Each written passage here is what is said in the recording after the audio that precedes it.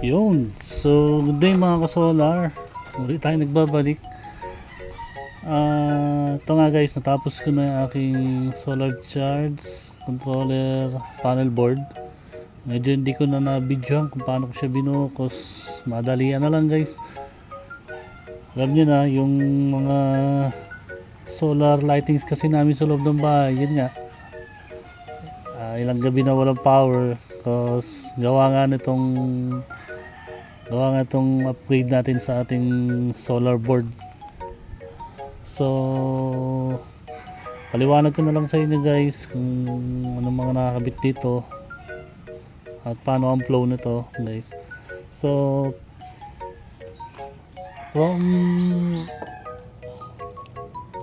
from solar panel, papasok yan guys dito sa loob, then papunta sa aking breaker, then going to SCC, then from SCC is papuntang high voltage disconnect, then mag output siya going to breaker ulit and going to ating battery. So pabalik yan ulit dito guys. Ito naman yung ating wire na papunta sa battery. Naka-ready na siya lahat. May terminal slugs na rin siya. So dito meron tayong jumper going to this isa pang breaker na siyang magpa-power up dito sa ating low voltage disconnect. Pasensya na po sa kulay green na wire, naubusan tayo ng wire, medyo mahal po ang wire. Then pupunta siya sa ating, di ko malaman kung anong tawag dito, splitter board ba o ano. So itong isang linya, isang negative at isang positive, papunta yan dito sa ating relay at inverter. Then si inverter din naman is in-energize din siya ni battery natin para gumana siya. So kung halimbawa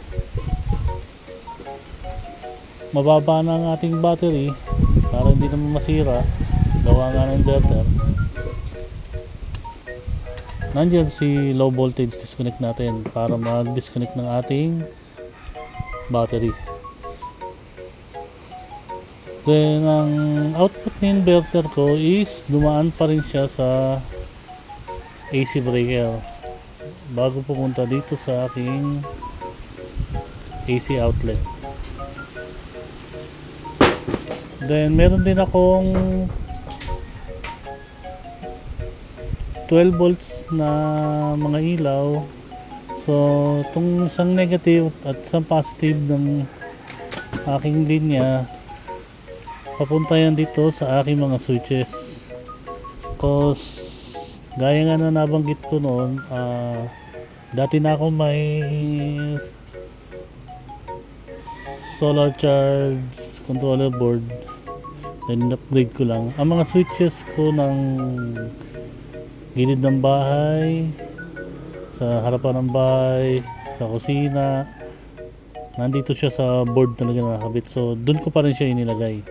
Then yung ibang mga switches like sa sala, kwarto, CR, nandun siya sa kanya-kanya mga switches nila.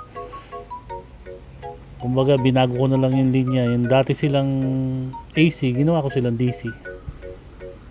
Kaya lahat ng ilaw namin sa loob ng bahay powered by DC 12 volts. Then nagkabit ako ng pan sa aking SCC para in case na babad na babad sa init, dahil syempre dito sa Pilipinas grabe rin talaga ang init, baka mamaya uminit si SCC, meron tayong pan pero meron siyang switch guys.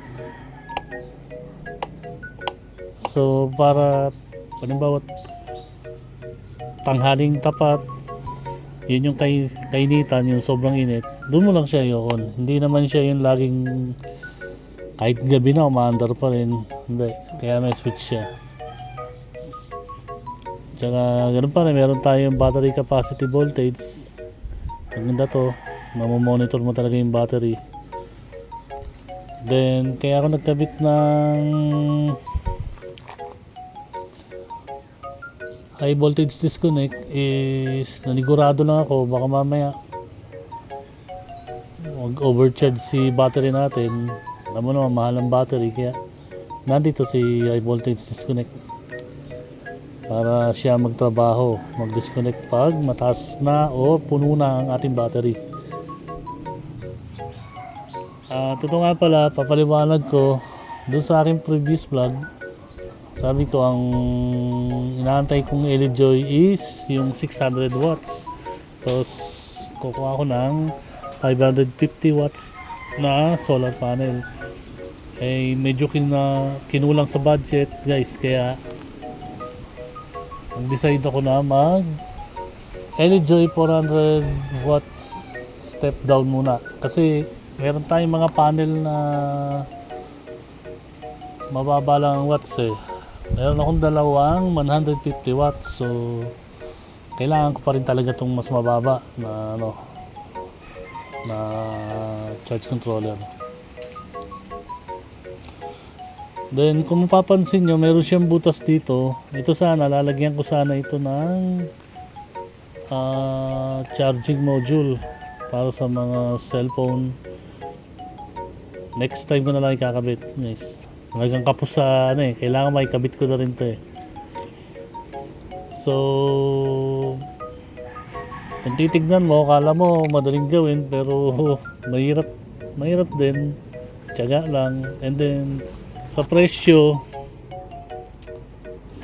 sa totoo lang medyo mahal ang pyesa ngayon ng pagbubuo ng solar charge controller panel. Kaya siguro unti-untiin nyo na lang guys. Pag may budget, kuha ng SCC, kuha ng isang breaker, hanggang sa makumpleto. Ganun naman ang ginawa ko eh. Nice. Then hanggang sa makita nyo complete set na siya. Kaya assemble nyo lang. Nakakatuwa din na makita mo yung binuo mo, na pag kinuwenta mo ganito ang presyo na pala nito. Nakakatuwa. And isa pa guys, ang battery medyo talagang mataas ang presyo, kaya hanggat maaari ang battery natin is mapangalagaan natin. Kailangan maayos yung ating charging, yung battery charging natin maayos. Napaka mahal ng battery. Pag maayos ang charging natin, matagal ang lifespan ng battery guys. Ang battery ko guys is sa ngayon is nasa 100 ampere hour. Gel type lang muna ang gamit ko guys, kasi gaya ng sabi ko, medyo mahal ang LiPo4, pero plan ko na rin kumuha ng LiPo4 battery. Basta waiting lang sa budget. So yun lang muna guys, update ko na lang kayo pag naikabit ko na to doon sa aking wall, na i-connecta ko na at gumagana na siya guys. Thank you po.